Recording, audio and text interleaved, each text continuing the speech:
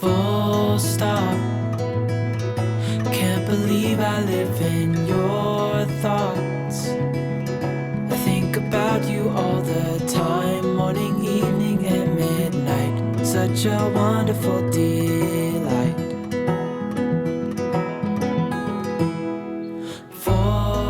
Hey guys, welcome to my December and January reading wrap-up.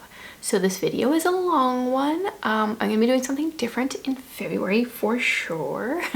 I thought that I would try doing a 2-month wrap-up, but it's just too much. So I don't want to do monthly wrap-ups right now. I just don't want to, and it's my channel and I get to do what I want.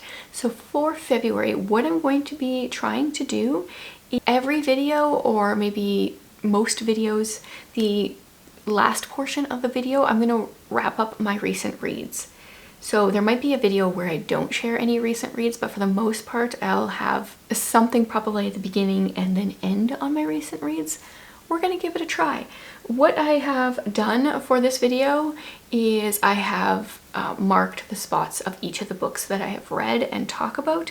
So if you want to see my thoughts on certain books or skip over certain books, you can totally do that. You can see the chapters. Hopefully that helps you out and no one's too angry about such a long video. But I have had really good reading months. I'm really learning to figure out exactly the kind of book that I like. I started using Storygraph so far this year, starting at the beginning of January, and apparently I'm reading a lot of lighthearted books these days, which is interesting.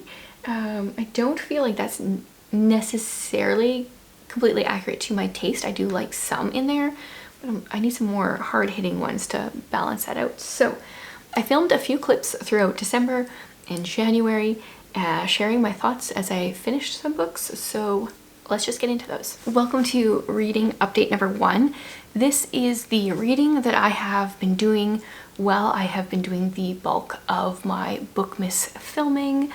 I should be finishing up later today, which is exciting. That means I get a little bit of a Christmas break. So it has been 10 days, I think today's the 10th, and I have finished 1, 2, 3, 4, 5 books only. Not very many. Normally I do about 3 a week. So it's not that far off, although one of them I mostly read in November and just finished. So, and one of them is a novella. So it's definitely less. The first one I kicked off the month reading is Snow-Crossed Letters by Shatona Havig. I knew I wanted to read one of her Christmas books. I filmed a Christmas reading vlog for Patreon sharing some of my options, and this is the one I decided to start with. It starts out with this woman who is waiting for a book. She is a reader. She gets a lot of arcs. Love that. She's waiting for a particular book, and when the mail comes, she opens the package and it's a book about rocks. Not really what she was looking for, and she realizes it was addressed to someone else. There's been a mix-up, so she finds the guy on Facebook and messages him, just making sure, like wondering if that's the guy, if that's the package, etc. And he wants to reply back, but it's not working to reply. And so somehow I don't remember how the first one starts. I think she drops it off at his house with a little note on it or something like that. It kind of starts a bit of a correspondence. This has a lot of the same vibes as Dear Henry, Love Edith, because they both think the other person is old due to different comments or things like that. It's pretty hilarious. The mailman knows the correct age of each of them because he delivers to them and he's accidentally swapped things before. And so when he sees the guy like going to deliver a package at this lady's house, they talk about, like, you know, this sweet old lady or whatever, and the mailman's like, okay. He's like, well, whatever, like, and then he starts to play matchmaker a little bit. It's a lot of fun. I always appreciate Shatona's humor and her deep themes that she has in her books. I say that every time, and it's true. And so I finished that one, and for the reading vlog I was like, well, I want to read another Christmas book, but which one? And I didn't intend to make it a completely like Shatona vlog, but what I really wanted to read out of all my Christmas books was reread Hart of Noel by Shatona. This is the This is one of the 2 novellas that are like prequels to the Bookstrings series. Let me just say, this series is very dangerous for your TBR. This book doesn't drop, I guess, as many names as, or like as many book titles as some of them, but this one made me read Parnassus on Wheels, which is a great classic. So our main character is this man named Milton throughout the series. He helps bookstores that are struggling financially get out of debt. He gives lots of ideas, always makes me want to open a bookstore. So this one is set at Christmas time in this town called Noel, which is the Christmas city, and I think like in the month of December they're okay with being pronounced Noel.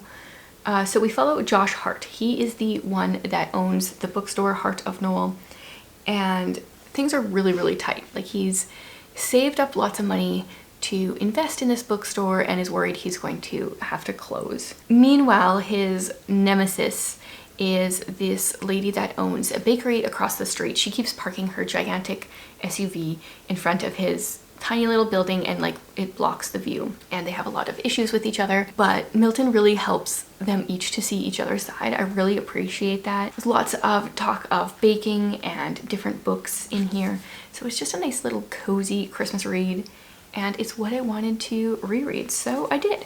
I'm hoping to reread more books throughout this month. We'll see if it actually works out. Then I did finish Villette, so I mostly read it in November. I had about 100 pages left, which means I probably won't get Shirley done this month, which is my next Charlotte Bronte I wanted to read, but I finally got this one checked off.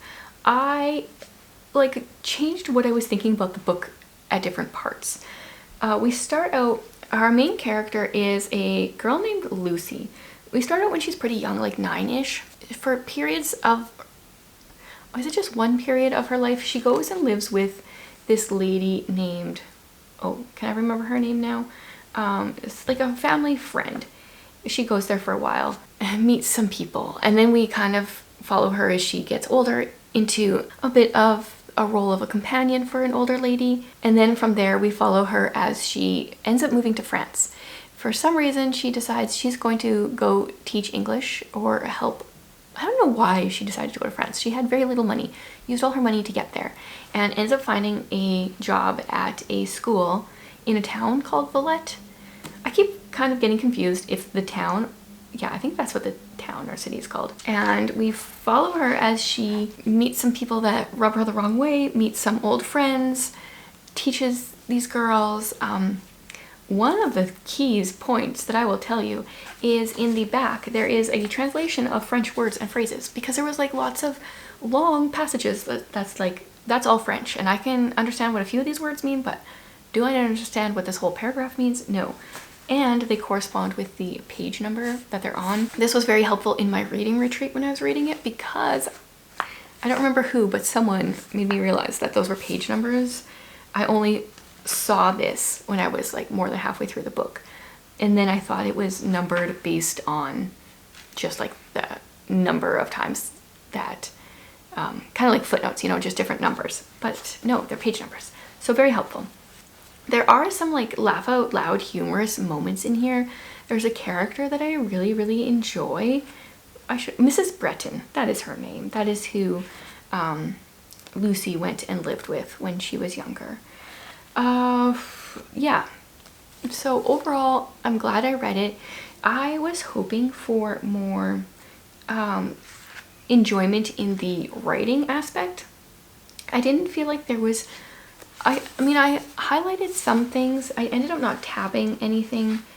There were some parts that I enjoyed the writing, but I thought it was going to be a little bit more beautiful, and the story, I don't know how I feel. And the love interest, also not really a fan of that. But I am glad I checked off a classic that I wanted to read, so there's that. Then I went on to read Ghost Talker. This was my Patron of the Month's pick for me. So this is very interesting. Our main character, Eleanor, is a ghost talker. She has trained to be able to talk to ghosts. So we are in a fantasy world. It reads like a Victorian era book, but we are in a made-up world. I can't remember what it was called, but our main character Eleanor, right at the beginning of the story, she gets called to the morgue, which she often helps out the like police, and she is able to use some of her different little potions to get this body to give them a little bit of a glimpse of his last few hours of his life. And she has been called there by this really important guy, who ends up putting her kind of on house arrest in his house because he's worried that she's going to blab about what this guy has said. So it's an interesting story because it feels, like I said, like a Victorian mystery, but it's very fantasy. There's also dragons in this world, so it's not, to me it's different. It's not like, it doesn't feel like old occulty like it could, because it's a different world, if that makes sense. So I actually did enjoy it. I gave it 4 stars. It actually really reminded me a lot of the next book that I'm going to talk about, the Electra McDonnell series, and that historical mystery series. It had a lot of those same vibes, the same feelings there. So I enjoyed it, and I do plan on continuing that series at some point. And then my last one I have finished is One Final Turn, which is the last book in the Electra McDonnell series. So it's kind of cool that I came across something that feels the same right as I was finishing this. So I've mentioned before, Electra McDonnell, her family, they're locksmiths, but they've also used their talents to break into houses and steal money and jewelry, and they get caught in the beginning of the first book and get told they can go to jail, or they can use their talents to help the government steal secrets for World War II, which they decide to do. And one of the things I haven't mentioned though is that Electra's beginnings are very different than a lot of people. Her mother went to jail was accused of and went to jail for killing Electra's father, and Electra was born while her mother was in jail, and then her mother died from influenza, and she was raised by her uncle and alongside her 2 boy cousins. So in the series, Electra is also trying to figure out like what happened to her father. Her mother always pleaded her innocence. Electra doesn't doubt that. I don't think her uncle really doubts it, but she has no idea like why. Like her mother was found wandering around town holding, I think, the knife that had stabbed her father. So it was pretty like intense evidence, and so she's got a lot of barriers to kind of try to figure out what was going on, and that gets resolved in the last book, which is nice. So definitely I would recommend that series. And then if you like that and you want a bit of a fantastical spin on it, so far the Ghost Talker series, what is it actually called? Madame Chalamet Ghost Mysteries. So far I feel like that's kind of the same vibe. Welcome to an update after I just read 1, 2, 3, 4 books in 3 days or something like that. So I've got a few books to update you guys on. Where do I start? Let's start with The Elusive Truth of Lily Temple.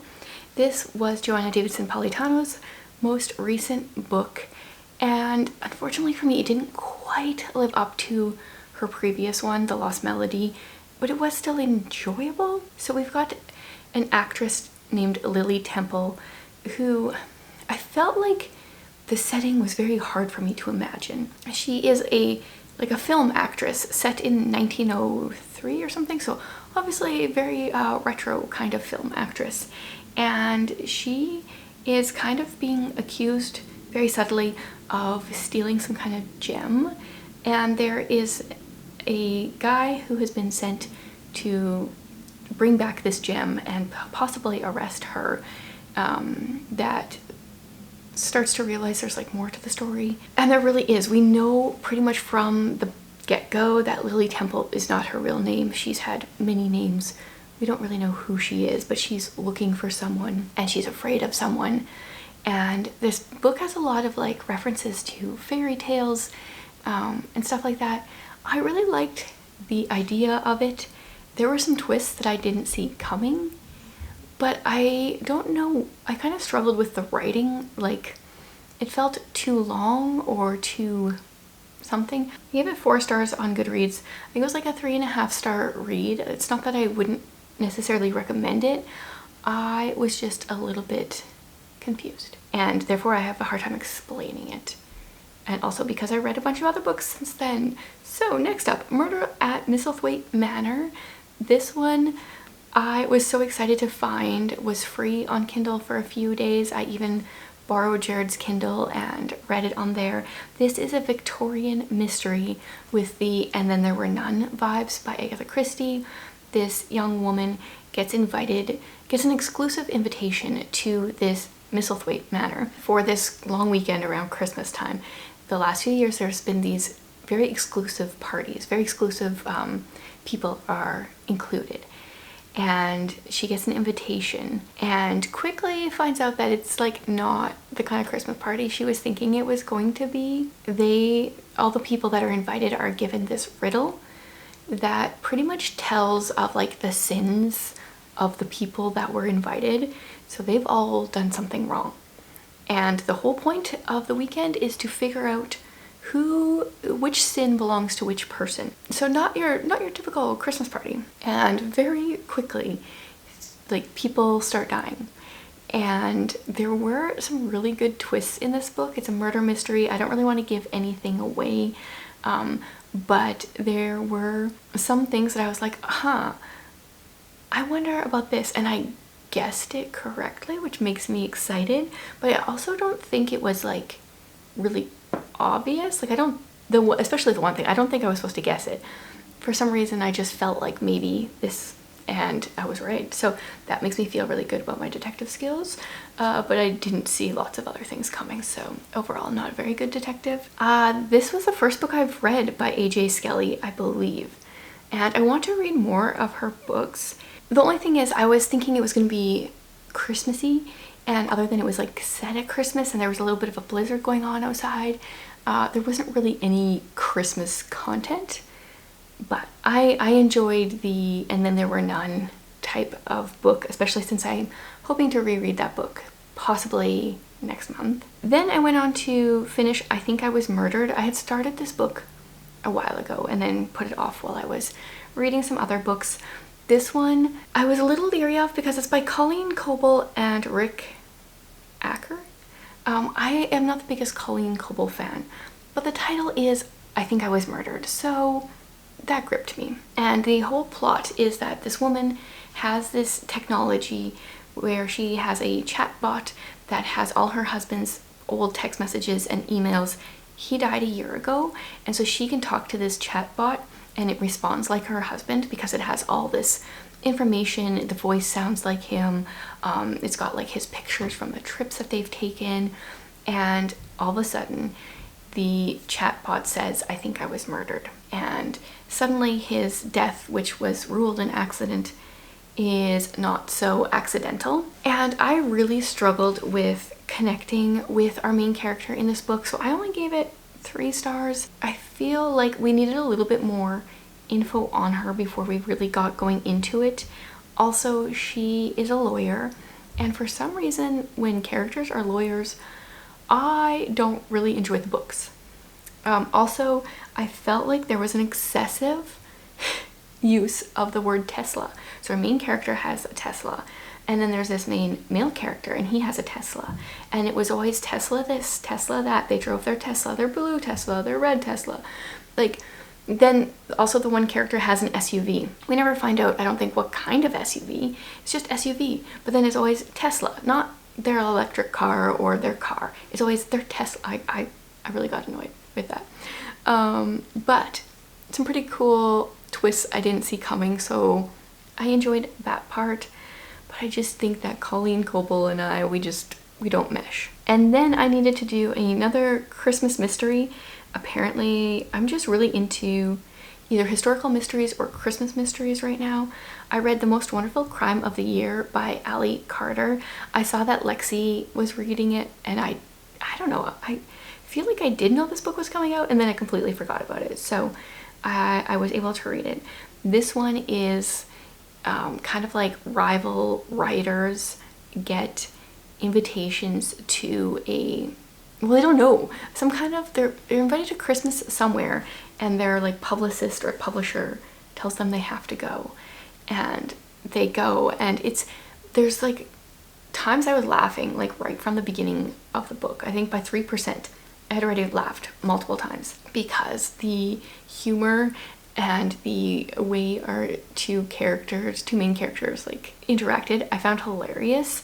I went in with low expectations because Ally Carter's first adult book, The Blonde Identity, had a lot of sexual content, but I also know that I really like her writing. Her YA and middle grade books have been great, so I wanted to give her another try, and I'm really glad I did.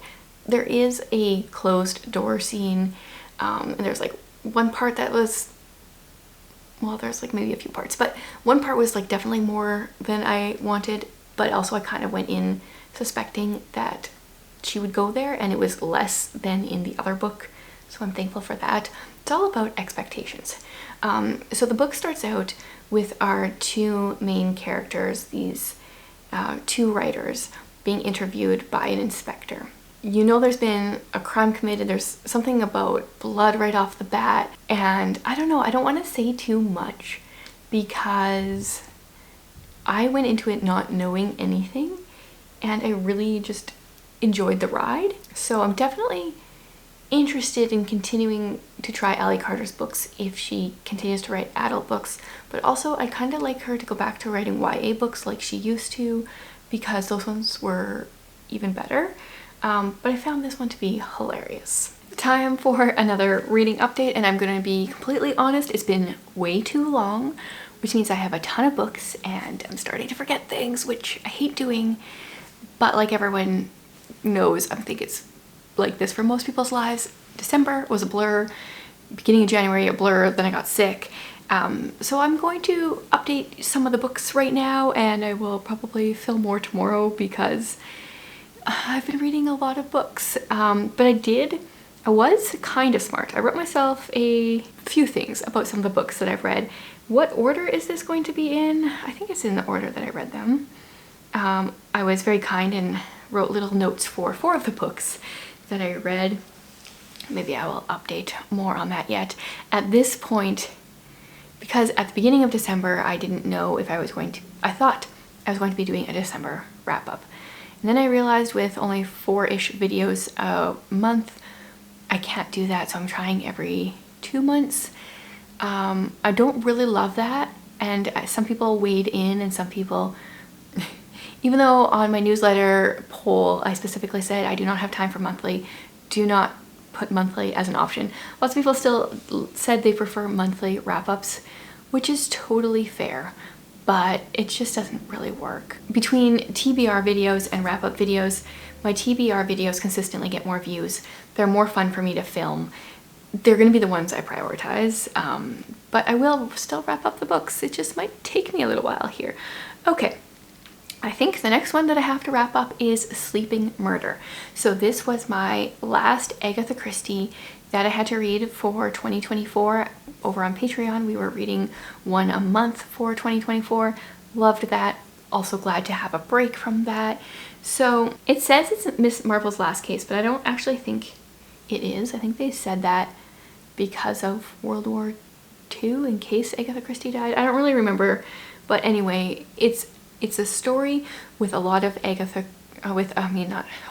sometimes I really like interchange Agatha Christie and Miss Marple, because to me they're both like older ladies, very different, but somehow they still get stuck in my head.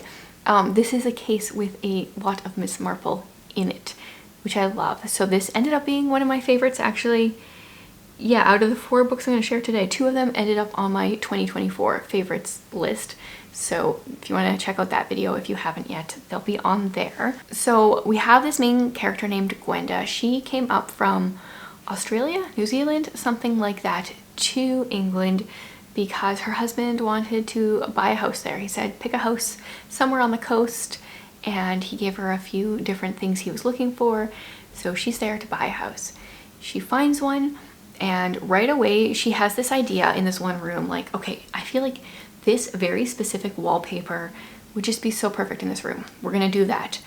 And then as some renovations are going on, they find out that's the wallpaper that was in that room. And then in the living room, to go to the dining room or something, she keeps wanting to walk through a wall.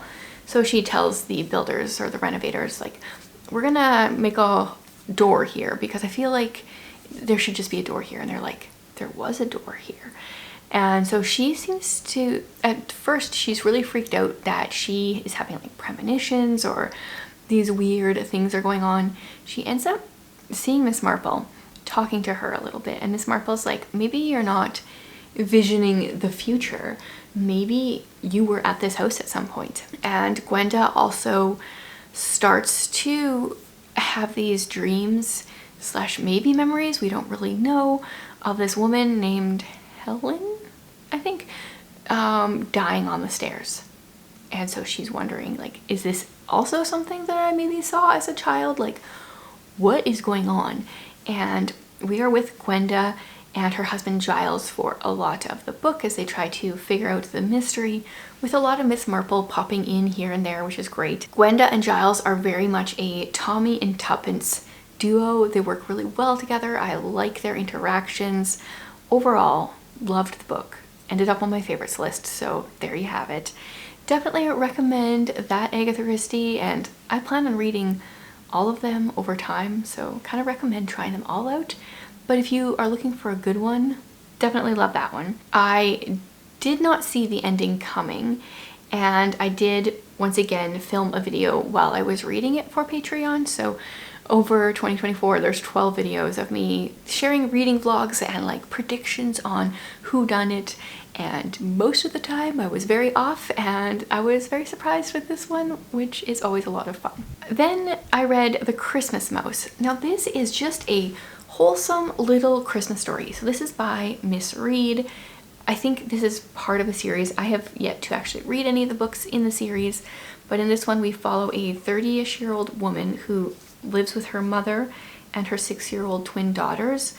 Her husband passed away a few years ago, and it's like just over like Christmas week here, mostly Christmas Eve we spend with them. Things are tight, they don't have a lot of money, but they're trying to get good gifts for the girls. And then for the longest time I was like, why is this book called The Christmas Mouse? But there actually is a mouse, and there's some things that occur on Christmas Eve. It's kind of the kind of book where not a whole lot happens, but at the same time kind of a lot happens, and it's just a like wholesome read. The only thing I was confused about, I think this book was published in the 70s. It felt older, so I don't know if Miss Reed is trying to write kind of like historically for the time or what. I was a little confused as to when we were supposed to be, like, this was supposed to be taking place. It felt like it was supposed to be historical for that time, so like, yeah, but I don't know, I was a little confused on that. But just a sweet story. I definitely have different expectations when it comes to Christmas books than I do to other books. And it was also, what, just like 150 pages or something. So, I mean, don't expect much. It was sweet for what it was. Then I read A Frost Light. This was one that I had on my winter TBR, and I wanted to read it when it was cold out, so I read this while we traveled to Saskatchewan for Christmas. And I definitely struggled at the beginning. So we follow these 3 siblings that for some reason have moved to a very cold place. And the sister that we are with, so it's 2 sisters and a brother, she is very much struggling with this cold place not being beautiful. She really likes to see beauty, and she's not seeing any where she is. I think part of what I struggled with is a lot of the book is our main character's thoughts. I think they were italicized, and we were just kind of like in her head a bit much for me, really. And because I was reading it when it was cold out, actually it was super foggy when we drove to Saskatchewan. Like, Jared could barely see in front of the vehicle for the first 3 hours of our trip. And so reading a book about it being cold and about someone kind of being miserable in the cold while it's cold, I'm not sure I would really recommend that. But by the second half of the book, I was enjoying it. We were starting to see some of the beauty of the area and different things. I don't want to give away too much. Like, I was very confused for a long time because there's not much that happens. We don't find out why they're there for a long time. They don't really live around anyone. But then I was enjoying it as things kind of started to progress, and I felt like the ending was very abrupt. By the end, I was like, okay, I'm getting invested in these characters, and then it was just over. So unfortunately, that was one that I was like very excited about, and it ended up being a bit of a disappointment for me. But not the next one. On the way home, I read The Other Sister by Jessica R. Patch. This is the other book I'm going to talk about today that ended up on my favorites list. You guys, it was such a fun ride. At first, okay, let's start at the beginning. So we follow twins, but really our main character is this one twin. And like I mentioned in my favorites video, I never remember names, so we're just going to call her Twin A to make things less confusing. Actually, I called her Twin 1. Twin 1? Let's call her Twin 1. We're with her. She grew up living with her mother, who was a drug addict, so she was in and out of foster homes. Her best friends are kids that she met in foster care. Right at the beginning of the book, her mother dies, and she finds out that she had a twin sister that was adopted. So she reaches out to this twin sister, who she had a very different upbringing, was given to very rich parents, lived the rich life, has these best friends that they call each other the Pinks. They each have one of their each other's house keys in different shades of pink, like the typical rich girly girl. But when Twin 1 and Twin 2 meet, Twin 1, who had the rough life, actually has really high morals, like a really high moral standard, finds out that Twin 2, who has everything, is a thief and like also a bit of a liar, and she's very confused by that. That part of the book right there, where she's seeing Twin 1 steal stuff and like do some sketchy things, I mean seeing Twin 2 do the sketchy things, I was like, oh, is this whole book going to be her being quiet about the things that her sister's doing? Because I don't want to read that. But thankfully it's not like that at all. That part was very short, and Twin 1 ends up going to try to help a friend that's in trouble, someone that she is friends with from her foster care days, and she ends up seeing him murdered by the mafia. So she's terrified that she's going to be next because she was there and saw it. So she asks Twin 2 if she can go hunker down at her place for a while. Twin 2 says yes. They're getting stuff ready to go to Twin 2's house, and Twin 1 just like goes to the side of the building for a brief moment and sees someone get out of a vehicle and shoot Twin 2. And so Twin 1 doesn't know what to do. They shoot Twin 2 and put her in the trunk, and like she's gone. So Twin 1 decides to go and take Twin 2's place. She gets to this rich area, kind of.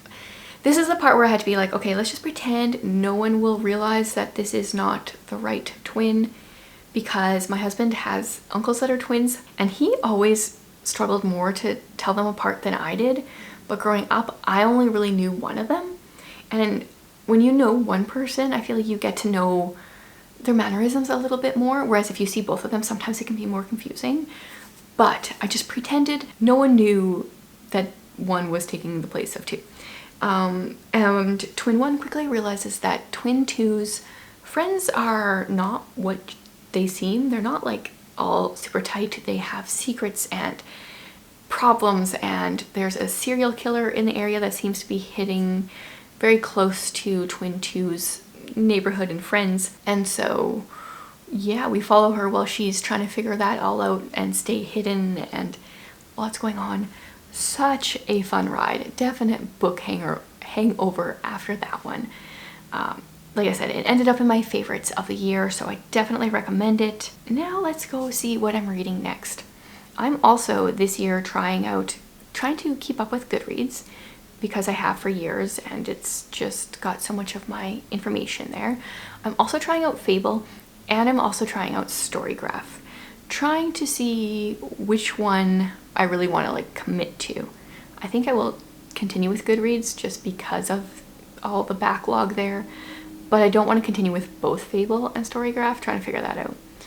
Okay, where did I go from there? Oh, the next one was another one that ended up on my favorites list. It's A Lethal Engagement. This is a steampunk novel, steampunk gas lamp kind of novel. We're set kind of in the Victorian era, But our main character is a woman and she owns an airship. Her father passed away and it fell onto her. So she is taking this trip with a bunch of other passengers. It's kind of like the Titanic.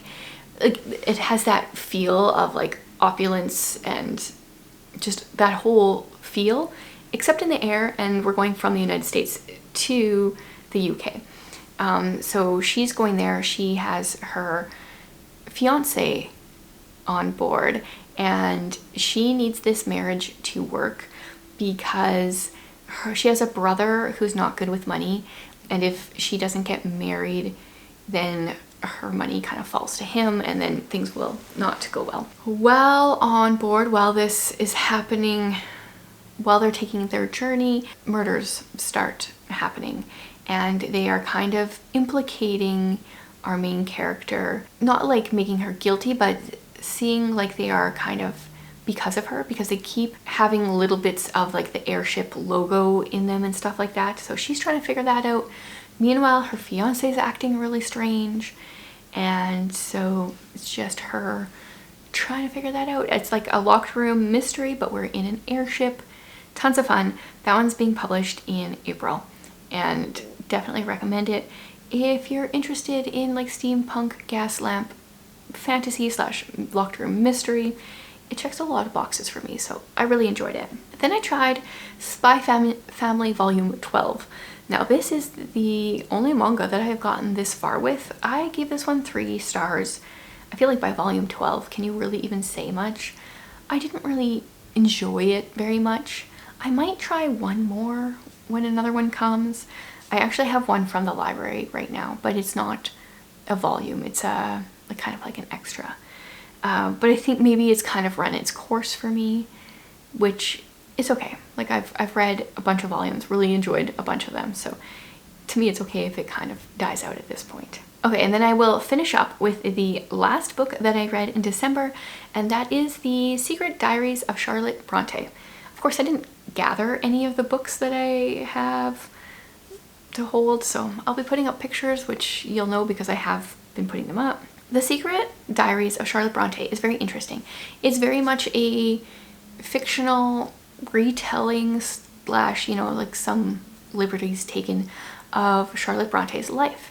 And I actually had started reading Shirley right before reading this, and it was very interesting to see how the author took different things that Charlotte Bronte wrote about, different things that are known about her history, and turned it into this novel. I kind of like flip back and forth between liking it and not.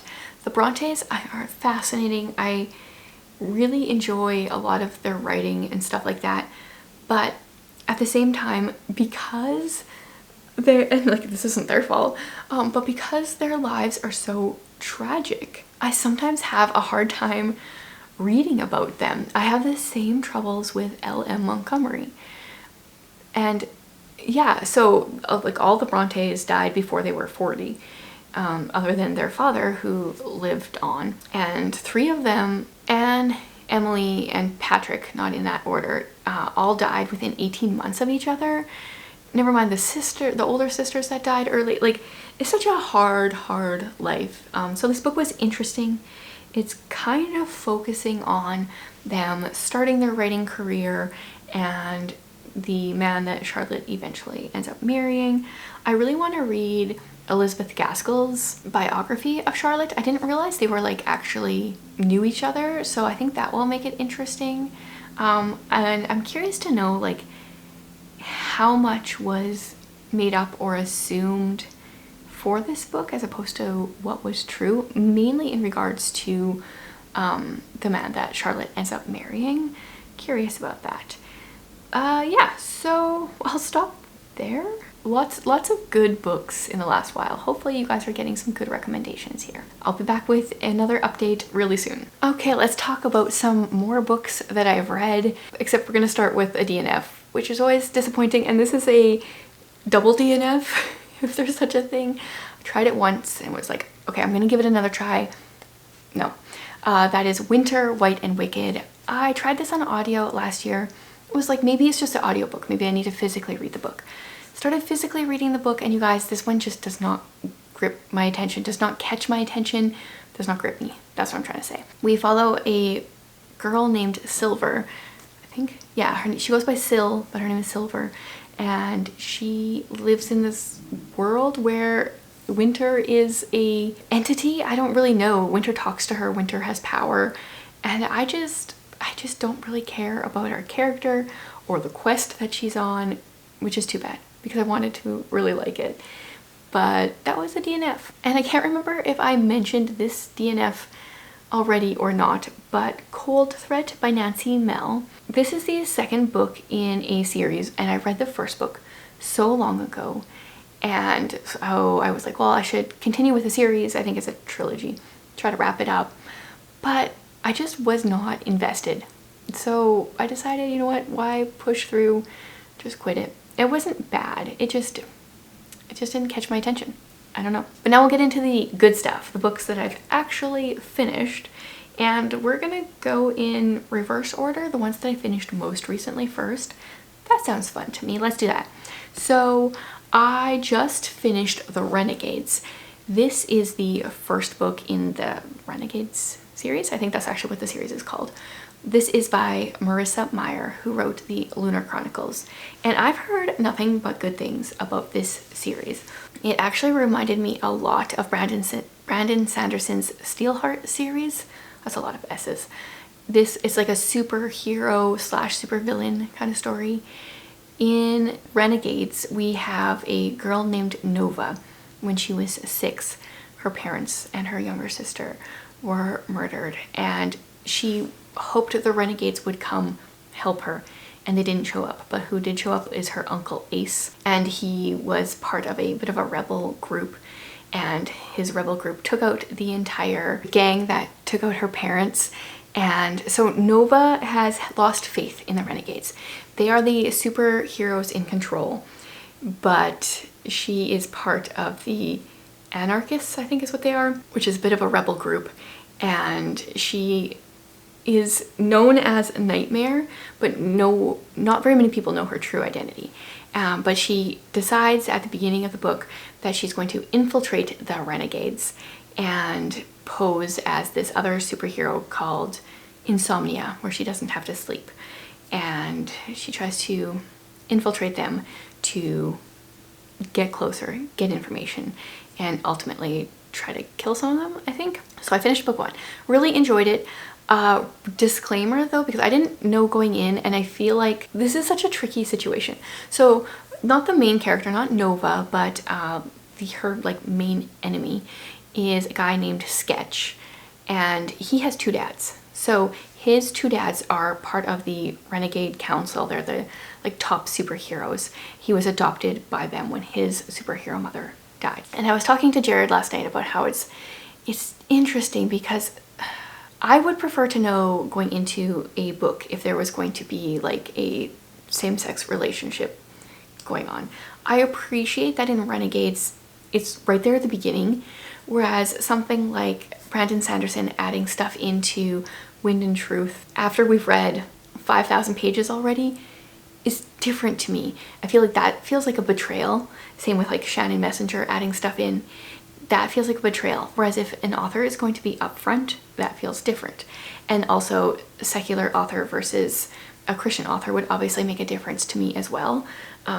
So I just wanted to make note of that, because I know some people won't want to read it because of that. And I feel like I have different standards for different things, and if you're partway through a series, I feel like things should continue that way instead of changing. So heads up for that. But I really enjoyed it. I am going to finish the next 2 books probably really soon. I'm assuming the next one will end up on my February TBR unless I read it before then. Not sure. And I really enjoy trilogies. I feel like that is a duology and a trilogy. Those are like my sweet spots. Anything longer than that and I get a little bit overwhelmed. So I'm excited that it won't be that hard to finish. And then we've got The Garden Girls. This was my beauty pick for the Read Your Bookshelf challenge. This is by Jessica R. Patch, the 3rd book in this FBI Strange Crimes Unit series, where we follow a different member of the Strange Crimes Unit and solving a different crime. These books are intense. Like if you get creeped out easily from books, or stuff like that, don't read this series. She's done it very well, but it is quite creepy. So in this one, we follow another member of the unit. His name is, I'm totally blanking. What is his name? Okay, I don't remember what his name is, but he grew up in a cult. His father was the leader of this cult, and so his past comes to haunt us in this book, and it was so well done. It was such a fast-paced book. I just sat on the couch like one Sunday afternoon and read most of the book because I couldn't put it down. So great. I also, right before this, beta read a book, which I'm very excited about. Also super fast-paced, very good, but I can't give you any information yet because I have no idea what's happening with that book. So when I have information, I will let you know. It was another one that I binge read. I also read Darkfell by Amanda Wright. This is a fantasy book, and I was thinking as I was reading it, I'm trying to see here on Goodreads if it says anything. It's a certain kind of fantasy book. Like, I don't know what the sub-genre is. It kind of is bothering me now. But I have learned that while the book was good and I enjoyed the book, that subgenre of fantasy books is not my favorite to read. But we follow a boy named Tom. He's a young man. He gets called up to war. He has been a map maker, cartographer for the king for years, a few years at least, and now they're really desperate. They're calling up everyone to go to war. We find out that there is a person called a realm walker that can kind of walk between these different worlds. Oh, the sun, it keeps getting bright and then dark. And Tom ends up becoming this person. He's trying to look for a path into a different world. And the book is really good. I really struggle when it's like the book is good, but it's not my kind of book. So if you think it's your kind of book, definitely check it out. I don't really know what to say other than that. I think lots of people would love it. I should really get some of these books. I own physical copies of a bunch of these. I'm just too lazy to go get them. Okay, the book I read just before that was Truth Cursed. I've been very excited about this ever since I read the synopsis because our main character goes to a school for young ladies, you know, to learn to be prim and proper. But she actually finds out that it's a front for a spy school, which is just totally up my alley. I would have loved to go to school like this as a teenager. They learn poison making, fencing, and lock picking. So our main character, unfortunately, her parents died when she was younger, and she went to go live with her two aunts. And for whatever reason, her two aunts decided to give her a potion that made her always tell the truth.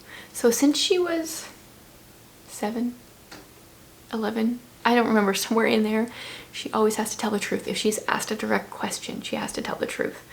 And so she's pretty antisocial because of it. So when she goes to this school, she doesn't make a lot of friends at the start because she doesn't want them asking questions because then she has to answer them. But it turns out that the school is a front for a rebel spy ring, and the people, like our main character and a bunch of the girls that are in the school, their families have been killed by the crown and they're gonna get revenge. That's kind of the whole plot. There are some twists though. I did not see lots of things coming. I had so much fun reading it, envisioning myself in this spy school.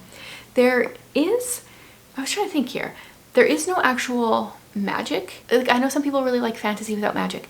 There are some different potions, like, you know, she took this potion and therefore she has to tell the truth. And there are a couple potions like that, but other than that, there's no magic in the book. I don't know if that's helpful or not to people that don't want magic in their fantasy. Definitely, oh man, this is another one, like, I started annotating it. I started out really well actually, and I was highlighting things and annotating the front page, highlighting and annotating, and then it just ended up being such a quick read. I just stopped and just like flew through it. I was only 8 years old when my aunts cursed me. Okay, so I said 7 to 11, 8 years old. It was, in my opinion, an extreme punishment for cutting Aunt Fenella's corset stays and hiding biscuits in my room. Yeah, definitely recommend it. It's out beginning of February sometime in February. Definitely recommend reading it. I read this, I think when I was sick. And then I also read Dear Mrs. Bird. This is a book that people told me for a long time to read.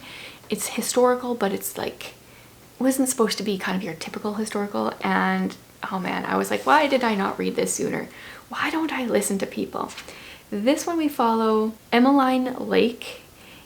She wants to do her effort for the war. This is during World War II, and she really wants to be a war correspondent or a journalist, and she finds an ad in a newspaper. She's like, that's it, I've got it, this is my lucky break. She goes for an interview, she gets the job, and then she finds out she's actually working for like a woman's advice column in a dying publication, and the woman that is doing the advice column will not touch on like a whole host of topics, and so she always just tells people to suck it up, like whatever it is, just suck it up, that's your life.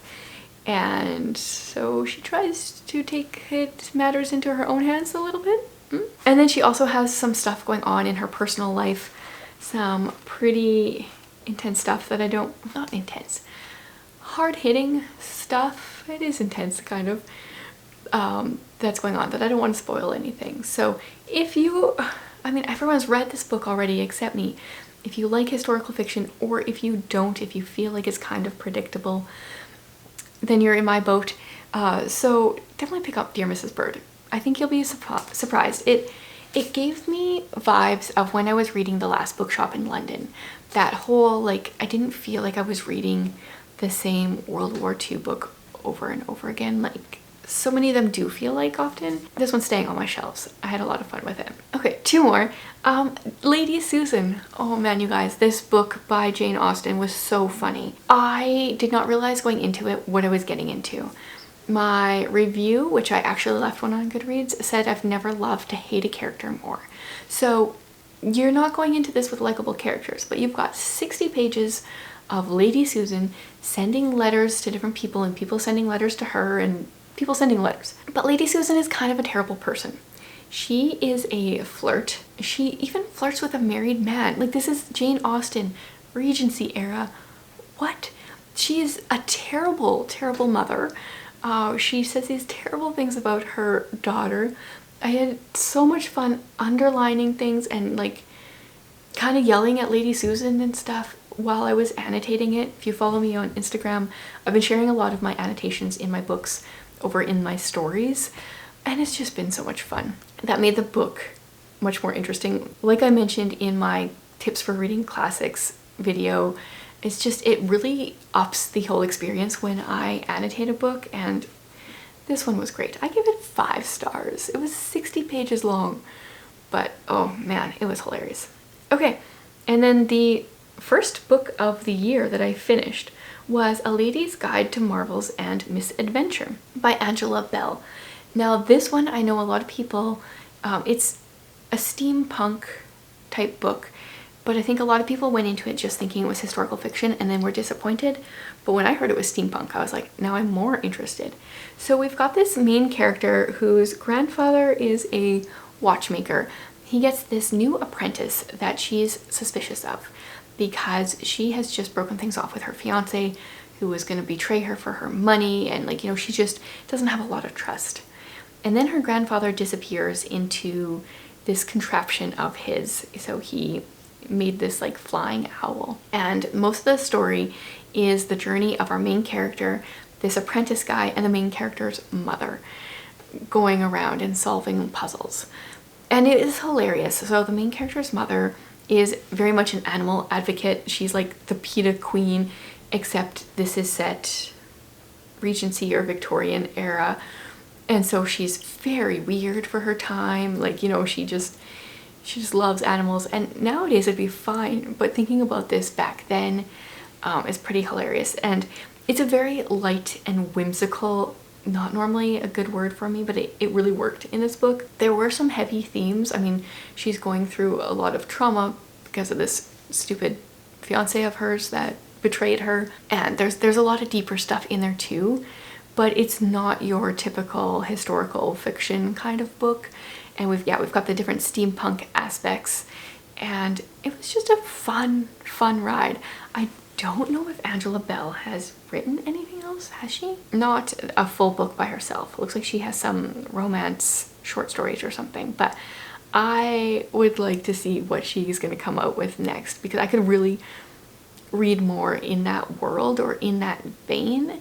So hopefully she has more like that coming up. So those are all my read and DNF books for the last little bit. I think I've got one more update for the end of January. I'm sorry this is going to be such a long video, but lots of good books. Lots I would love for you guys to read. Okay, on to my last few books of the month. What a month it's been. I'll start off with a DNF like I did with my last clip. I ended up DNFing Heart of the Sea, and I am not completely confident on this DNF. If someone were to tell me I should try again, I would be willing to do so. I will explain the book in a bit, but part of the reason I think I was struggling, well, I definitely know I was struggling because I was confused. I think I quit at 46 or 48%. And I was like, well, I could keep going. I'm like halfway through, but I'm confused. And why continue a book when you're confused? And so I think maybe part of the reason I am confused or was confused is because the first 20% of the book I read on my phone with the Kindle app and read it over the course of like 3 weeks. So I don't enjoy reading on my phone, and reading it over the course of 3 weeks with like lots of interruptions, I just probably forgot stuff. So that could have been it. But then I did end up buying a used Kindle, which I did share a short, and I'll talk about it more in next week's video, give you guys some details on that. But so I read the next 25% on there, which was better. It helped the reading experience, but I was still confused. And I don't know if it's because things weren't written clearly or because of how I started reading the book. So this is a kind of pirate story. We have two main characters. The first one is a young woman who takes over a ship because she needs to go find her sister.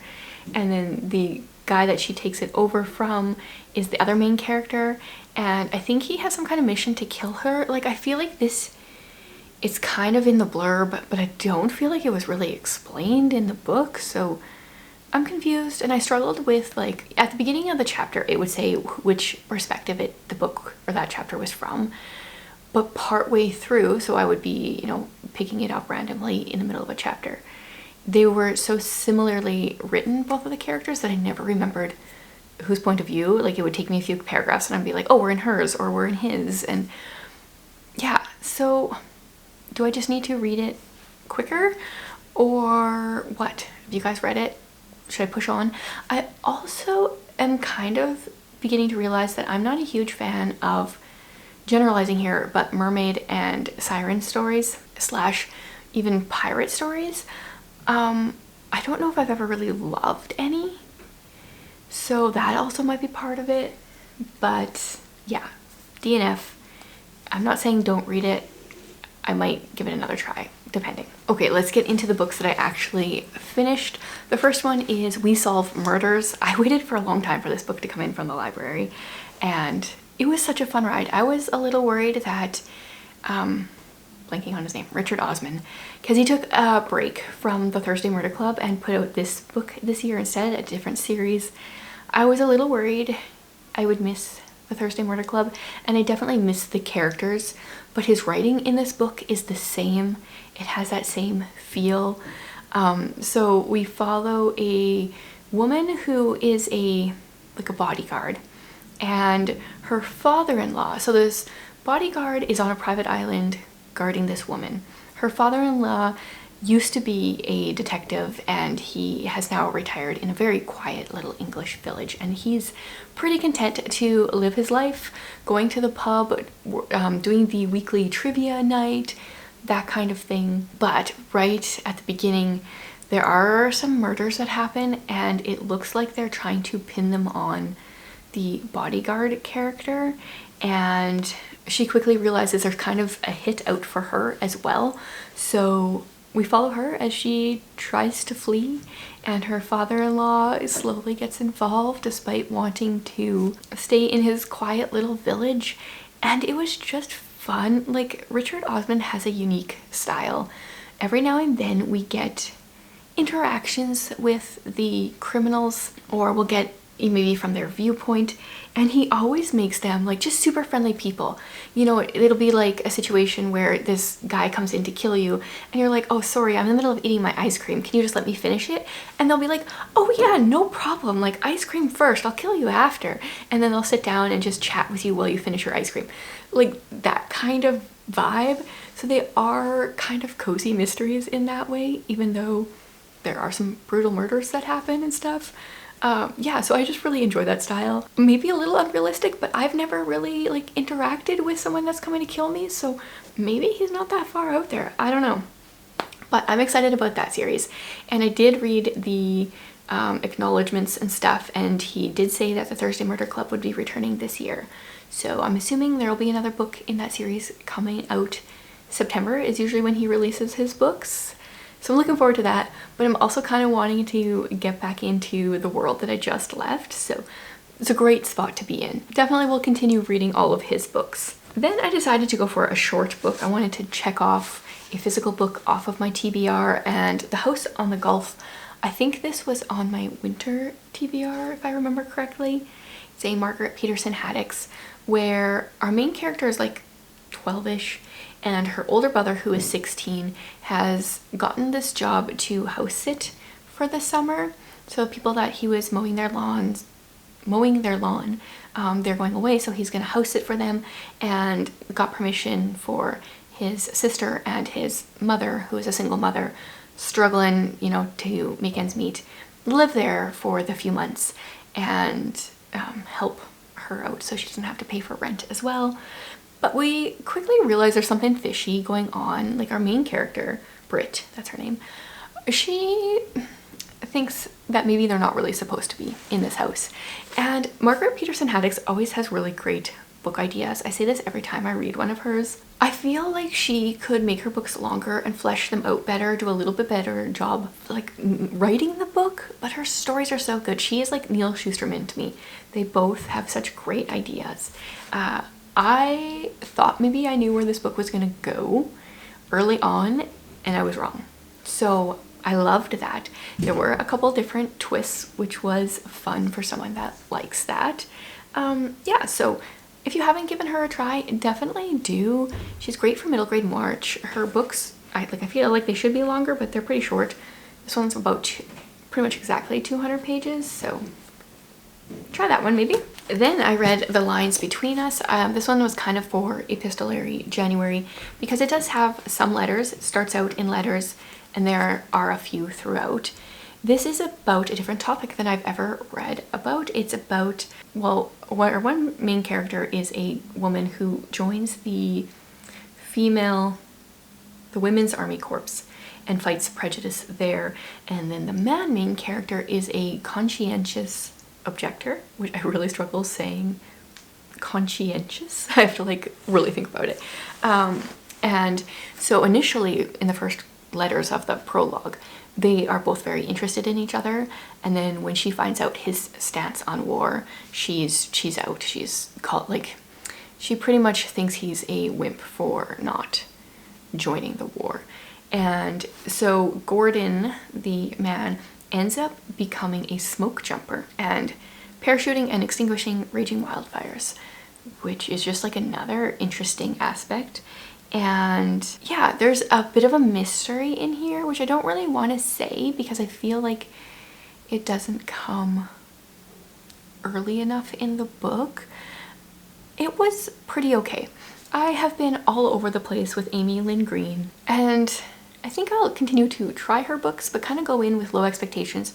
I think this one was like a 4.25. What did I actually give it? Oh, I gave it 3.5. Okay, so it wasn't that great. Yeah, I really loved Things We Cannot Say, though. Or whatever that one is. I always forget the title.